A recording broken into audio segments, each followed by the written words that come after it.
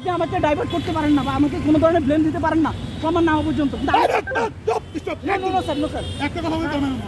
শিক্ষার্থীর মুখ চেপে ধরা ডিএমপির শাহবাগ থানার নিরস্ত্র পরিদর্শক মোহাম্মদ আরশাদ হোসেনকে সাময়িক বরখাস্ত করা হয়েছে। 18 আগস্ট ডিএমপির কমিশনার মোহাম্মদ মাইনুল হাসান স্বাক্ষরিত এক অফিস আদেশে এই নির্দেশনা দেওয়া হয়েছে।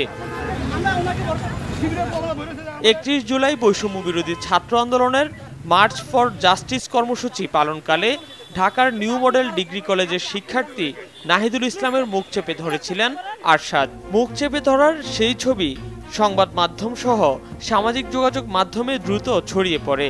পুলিশের এই আচরণ নিয়ে তীব্র সমালোচনা হয়, পাশাপাশি এই ছবি হয়ে ওঠে প্রতিবাদের ভাষা। ডিএমপির পক্ষ থেকে বলা হয়েছে, পুলিশ একটি সুশৃঙ্খল বাহিনী। এই বাহিনীর একজন সদস্য হওয়া সত্ত্বেও আরশাদের অপেশাদার কর্মকাণ্ডে পুলিশের কার্যক্রম সম্বন্ধে জনসম্মুখে বিরূপ ধারণা সৃষ্টি হয়েছে। পুলিশের ভাবমূর্তি ক্ষুণ্ণ হয়েছে। এর পরিপ্রেক্ষিতে আরশাদকে সাময়িক বরখাস্ত করা হলো। মিনহাজ চৌধুরী, প্রথম আলো।